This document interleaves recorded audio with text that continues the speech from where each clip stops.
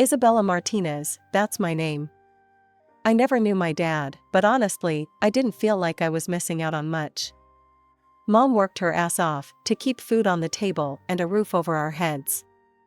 From as early as I can remember, I was helping around the house. Dishes, laundry, you name it.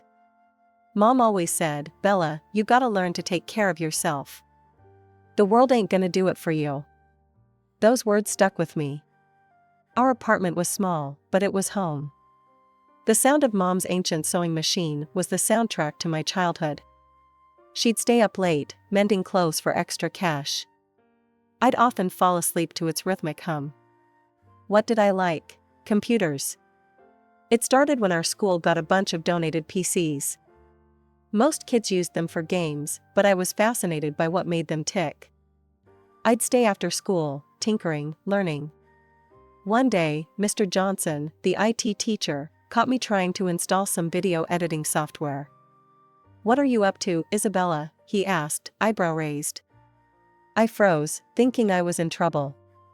I just wanted to learn how to edit videos. Instead of getting mad, he smiled. "Well, why didn't you say so? Let me show you a few tricks." From then on, every Tuesday and Thursday after school, Mr. Johnson would teach me the ins and outs of video editing. At home, I'd practice on our old, wheezing computer. As high school graduation approached, reality hit hard. College wasn't in the cards for me. The day after graduation, I marched into WKLP, our local TV station. The receptionist looked at me like I was crazy when I asked about job openings, but pointed me towards the HR office. 3 interviews and 1 practical test later, I had my first real job. Assistant video editor. The pay wasn't great, but it was a start. For the next 2 years, I worked my ass off. Weekdays at the station, weekends doing freelance gigs. Every penny I could spare went into my college fund. It was exhausting, but I was determined. Then, on a rare night out with Lisa and Carlos, everything changed. We were at this house party, some friend of a friend thing. That's where I met him, Ryan Thompson. He wasn't what you'd call classically handsome. Kinda nerdy, with thick-rimmed glasses and a slightly crooked smile. But when he started talking about his work in software development, his whole face lit up. I was intrigued. As the party wound down, Ryan asked for my number. I hesitated for a second, then thought, what the hell, and gave it to him. The next few months were like a whirlwind. Ryan and I started dating, and it was nice. Different from what I expected, but in a good way. One night, as we were walking home from a movie, Ryan proposed to me, and I agreed. The wedding was small but beautiful. My mom cried happy tears, and Ryan's parents, Linda and Robert, well, they surprised me. I'd been nervous about meeting them, given the whole wealthy family thing. But they were warm and welcoming from the start. The first 2 years of our marriage were good. Not perfect, but good. We had our own place, a cozy apartment not far from the TV station where I still worked. Ryan had his job at some big tech firm, and things were comfortable. We traveled a bit, mostly weekend trips around the country. It was more than I'd ever done growing up, and I loved every minute of it. Seeing new places, trying new foods, it was like a whole new world had opened up to me. But then, things started to change. It started with the little things. Ryan would sigh when I talked about work, or roll his eyes when I got excited about a new editing technique I'd learned. Then more. The first time he made an excuse not to take me to a work party, I didn't think much of it. "It's just a boring office thing," he said. "You wouldn't enjoy it." But then it happened again and again. One night, I overheard him on the phone with a coworker. "Yeah, just me tonight. You know how it is. Bella's not really into these kinds of events." I felt like I'd been punched in the gut. Not into these events? He'd never even given me a chance. That night, I confronted him. "Ryan, why don't you want me to come to your work events anymore? So you're ashamed of me?" "No, it's not that.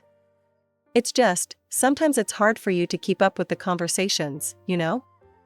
I don't want you to feel out of place. His words stung, but a part of me wondered if he was right. Maybe I did need to step up my game. So, I made a decision.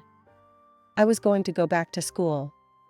I enrolled in night classes at the local community college, studying information technology. It was tough, balancing work and school and my marriage, but I was determined to make it work. But even as I worked my ass off to improve myself, things with Ryan kept getting worse. The cold shoulder turned into open contempt. The man I married seemed to be disappearing before my eyes, replaced by someone I barely recognized. And then came the night that changed everything. I'd just gotten home from a late class, exhausted but feeling good about acing a test. Ryan was in the living room, a glass of whiskey in his hand. "Where have you been?" he demanded. "Class, remember? I told you I had a big test tonight." He scoffed. "You're a fool and a hillbilly, Bella. And no amount of schooling is going to change that." I felt like I'd been slapped. But before I could respond, I heard a gasp from the doorway. Linda and Robert was standing there, a look of horror on their faces. Linda leaned forward, her eyes flashing. "How dare you talk to your wife like that? Ryan, we raised you better than this." "You don't understand," Ryan said, his voice rising. "Do you know how embarrassing it is to have a wife who can't even keep up with basic conversations at work events?" I flinched, but Robert's next words shocked us all into silence. "Embarrassing?" he thundered. "Let me tell you about embarrassing, boy. Your grandfather, my father, didn't have a lick of formal education. He was born in the poorest part of town, worked his fingers to the bone to give me a better life. So don't you dare sit there and act like you're some kind of aristocrat." I felt a rush of warmth towards my in-laws, but Ryan's next words froze it in its tracks. "I'll behave how I see fit," he spat. "This is my life, my marriage." After his parents left, Ryan started going away more often. "Weekend trips with friends," he'd say, not even bothering to invite me anymore. I threw myself into work and school, taking on extra weekend gigs to fill the lonely hours. Then, my mom got sick. Cancer, the doctors said. It was aggressive, and within months, she was gone. I felt lost, adrift without my anchor. Ryan was barely there, offering awkward pats on the back instead of the comfort I craved. In my grief, I found myself turning to Linda more and more. She'd call to check on me, invite me over for tea, just sit and talk with me for hours. It was the motherly comfort I desperately needed. But this only seemed to infuriate Ryan more. One night, after I'd spent the afternoon at his parents' house, he exploded. "Why are you always over there?" he yelled. "Are you trying to turn my parents against me?" I was stunned. "What? No, Ryan. I needed someone to talk to." I went to bed that night with tears in my eyes, wondering how things had gone so wrong. A few weeks later, I started feeling off. Exhausted all the time, nauseous in the mornings. At first, I chalked it up to stress and grief. But as the symptoms persisted, a different possibility started to form in my mind. I bought a pregnancy test on my way home from work one day, my heart pounding as I waited for the results. When those two lines appeared, I felt a mix of joy and terror. A baby. We were having a baby. That night, I waited nervously for Ryan to come home. When he finally walked through the door, I took a deep breath. "Ryan, we need to talk. I'm pregnant." The look on his face wasn't joy, or even surprise. It was pure fury. "Pregnant?" he spat. "Are you kidding me? We can't have a baby now. Get an abortion, Bella. That's final." I fled the apartment, tears streaming down my face. Without thinking, I found myself at Linda and Robert's doorstep. When Linda opened the door and saw my face, she immediately pulled me into a hug. Through my sobs, I told them everything. About the pregnancy, about Ryan's reaction. I've never seen Robert look so angry, or Linda so determined. You listen to me, Isabella, Linda said, holding my face in her hands. This is your decision. If you want this baby, we'll support you every step of the way. Ryan be damned. The next few months were a blur of doctor's appointments, work, and growing tension at home. Ryan barely spoke to me, spending most of his time out with friends. I focused on my job, squirreling away every extra penny I could for the baby. One afternoon, I had a doctor's appointment to get some routine tests done. I'd taken half a day off work and was looking forward to a quiet evening at home afterward. As I pulled into our apartment complex, I noticed Ryan's car in the parking lot. Strange, he was usually at work at this hour. I climbed the stairs to our apartment, fumbling with my keys. As I opened the door, I heard Ryan's voice. I'll be there in a minute, babe. Just grabbing my overnight bag. My heart started racing. I stepped inside, and there was Ryan, packing a suitcase. Who were you talking to? Where are you going? Before he could answer, I heard a car horn honk outside. Ryan cursed under his breath and grabbed his bag. I don't have time for this. We'll talk when I get back. I followed him down to the parking lot, demanding answers. And that's when I saw her. Sitting in the passenger seat of Ryan's car was a woman. She was beautiful, with long blonde hair and perfect makeup. And she was very, very pregnant. As I stood there, frozen in shock, she got out of the car. She walked towards me with a smug smile on her face. So, you must be Isabella, she said, her voice dripping with fake sweetness. I'm Melissa, Ryan's girlfriend. I turned to Ryan, who couldn't even meet my eyes. Is this true? I asked, my voice barely above a whisper. He nodded, still not looking at me. I felt a surge of anger and disgust. Aren't you ashamed? I asked Melissa, my voice shaking. He's married. We're having a baby too. Melissa's smile turned cold. Ashamed? No, honey, I had to fight for my happiness, and you've already lost this battle. It's not my fault you couldn't keep your man satisfied. I turned to Ryan, fury replacing my shock. How could you do this? To me, to our baby? He finally looked at me, his face a mask of indifference. Come on, Bella, we both know this marriage was a mistake. I never loved you. You were convenient. A good housekeeper, someone to keep the bed warm. But Melissa, she's my soulmate. She's smart, educated. She fits into my world. Each word was like a knife in my heart.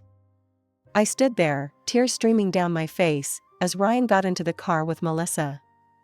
I'll be back on Monday to get the rest of my things, he said. We can talk about the divorce then. As they drove away, I sank to my knees in the parking lot, my world crumbling around me. I picked up my phone with shaking hands and dialed Linda's number. When they arrived at my apartment that night, Linda took one look at my tear-stained face and pulled me into a fierce hug. I listened, numb, as Robert berated Ryan over the speakerphone. His words were sharp, cutting.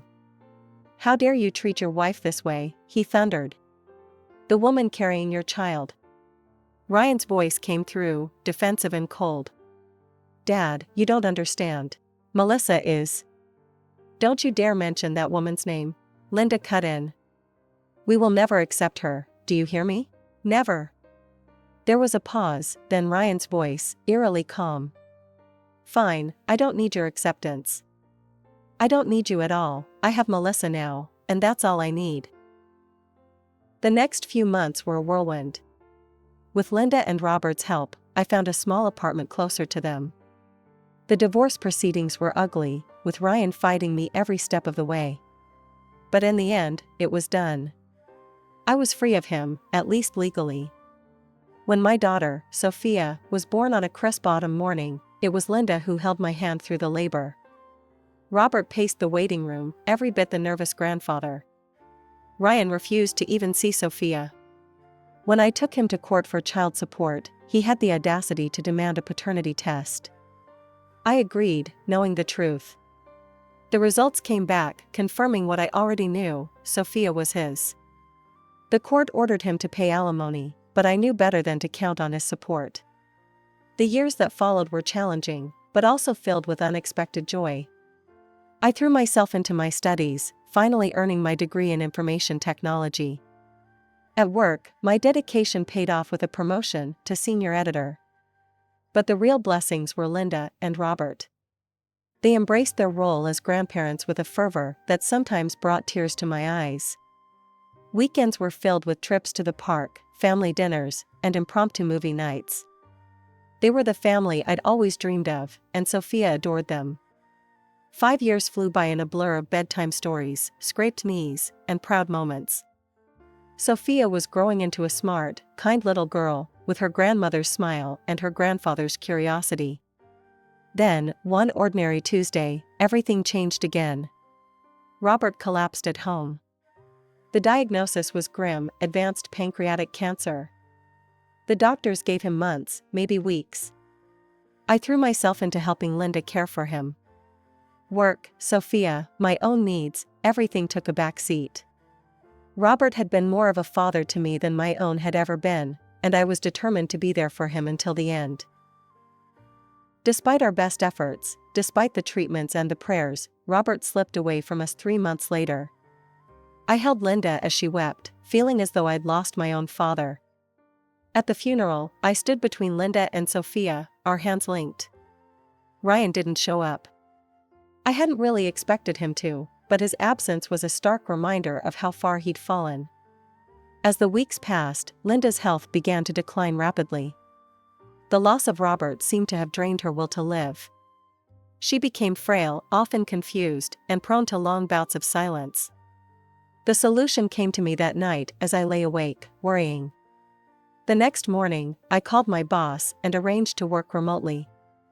Then I packed up Sophia and our essentials and moved into Linda's house. Our new routine took some adjusting. I hired a nurse to care for Linda during the mornings while I worked on my video editing projects. In the afternoons, Sophia and I would take over. We'd read to Linda, help her with her physical therapy exercises, or simply sit and reminisce about happier times. Weeks turned into months. Linda had good days and bad days. On the good days, we'd sit in the garden, enjoying the sunshine and each other's company. On the bad days, I'd hold her hand as she cried for Robert, for the son she'd lost long before his father's death. One sunny afternoon, Sophia and I returned from a walk to find a man in a crisp business suit leaving the house. My heart raced, fearing the worst. "Linda?" I called out as we entered. "Is everything okay?" She was sitting in her favorite armchair, looking tired but composed. "Everything's fine, dear. That was just Mr. Harrison, my lawyer. I needed to discuss some legal matters with him." I nodded, not pressing for details. If Linda wanted to share, she would. "All right, how about some tea?" 3 weeks later, Linda passed away in her sleep. With shaking hands, I dialed Ryan's number. When he answered, I struggled to keep my voice steady. "Ryan, it's Isabella. Your mother passed away this morning." There was a long pause, then Ryan's voice, cold and detached. "Well, I can't say I'm surprised or particularly upset. That woman made her choices. Look, I'm not coming to the funeral. Just let me know when the will reading is scheduled." On the day of the funeral, the church was packed. Linda had touched so many lives, and it showed. As I stood at the pulpit to deliver the eulogy, with Sophia holding my hand, I looked out at the sea of faces. Friends, neighbors, colleagues, all there to say goodbye to a woman who had loved so fiercely and been loved in return. Ryan's absence was a palpable void, a reminder of the tragedy that had torn this family apart. But as I began to speak, sharing memories of Linda's kindness, her strength, her unwavering love, I realized something profound. Family isn't always about blood. Sometimes, it's about choice. And Linda had chosen to love me, to love Sophia, even when her own son had turned his back on us all. As we laid Linda to rest beside Robert, I made a silent promise. I would honor her memory by living with the same love and grace she had shown me. And I would make sure Sophia grew up knowing the incredible grandparents she had been blessed with, even if their time together had been all too brief. A few days after we laid Linda to rest, I received a call from Mr. Harrison, Linda's lawyer. "Mrs. Thompson, it's time to read the will. Can you come to my office tomorrow at 10 a.m.? I've already contacted Mr. Thompson. He'll be there." The next morning, I arrived at the law office, my stomach in knots. I took a deep breath and walked in. Ryan was there with Melissa, both dressed expensively and wearing matching scowls. Melissa's eyes raked over me, her lip curling in disdain. "Let's begin," Mr. Harrison said, opening a folder. As he read, I watched Ryan's face. At first, he looked bored, then confused, and finally, as realization dawned, furious. "This can't be right," he interrupted. "Read it again." Mr. Harrison sighed. "Mr. Thompson, it's quite clear. Your mother has left all her property, including the house, to Isabella Thompson and her daughter, Sophia." Ryan rounded on me. "You," he snarled. "You manipulated my mother, you gold-digging scum. Well, enjoy it while you can. I'm kicking you out of that house today." As they stormed out, Melissa paused at the door. "You might have won this round," she hissed, "but trust me, we're not done." I sat there, shell-shocked, as Mr. Harrison explained the details of the will. It wasn't just the house. Linda had left everything to Sophia and me, her savings, her investments, everything. "She wanted to ensure you and Sophia would be taken care of," Mr. Harrison said gently. "Linda loved you both very much." Tears welled up in my eyes. Even after she was gone, Linda was still looking out for us. But Ryan was true to his word. The harassment started that very night, incessant phone calls, threats, promises to destroy me. I changed my number, but it didn't stop. Then came the intimidation. Men would approach us on the street, making vague threats about paying what we owed. Sophia was terrified, clinging to me whenever we left the house. One day, as a man was making his usual threats, I discreetly hit record on my phone. As soon as he left, I went straight to the police station. The investigation moved quickly. With my recording and testimony, along with statements from neighbors who had witnessed the harassment, the police built a solid case against Ryan. When confronted with the evidence, Ryan's hired thugs quickly turned on him, confirming he had paid them to scare us. I'll never forget the look on Ryan's face when the officer slapped the handcuffs on him. In the end, I was granted a restraining order against Ryan. He wasn't allowed within 500 feet of Sophia or me, or to contact us in any way. That night, as I tucked Sophia into bed, I looked around the room that had once been Linda's sewing room. Now it was filled with stuffed animals and children's books, a testament to the new life we were building. "Grandma and Grandpa are watching over us," Sophia mumbled sleepily, clutching the teddy bear Robert had given her on her 3rd birthday. "Yes, they are," I whispered, kissing her forehead.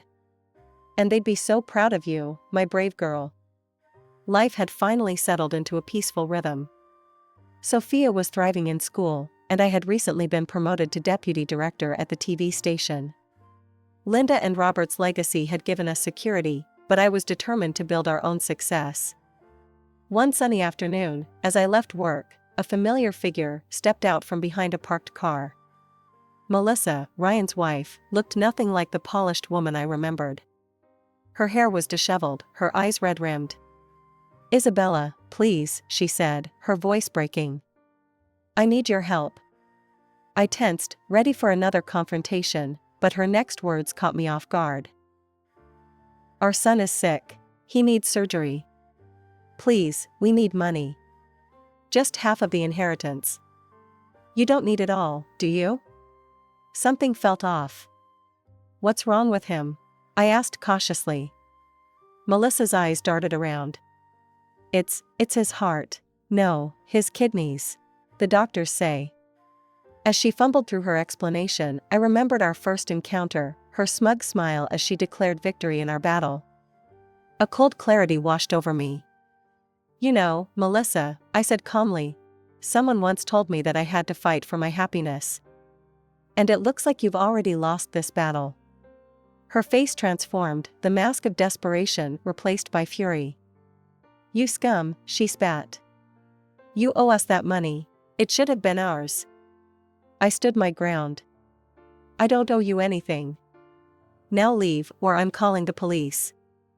As I walked away, her curses fading behind me, I felt a sense of closure. The last tie to my old life had been severed. That night, I made a decision. It was time for a fresh start. I sold Linda's house and bought a new one in a different neighborhood. Somewhere Ryan and Melissa wouldn't find us. Now, as I sit in our new living room, watching Sophia do her homework, I'm filled with gratitude. Gratitude for Linda and Robert, who loved us unconditionally. Gratitude for the strength I found within myself. And yes, even gratitude for the hardships that led me here.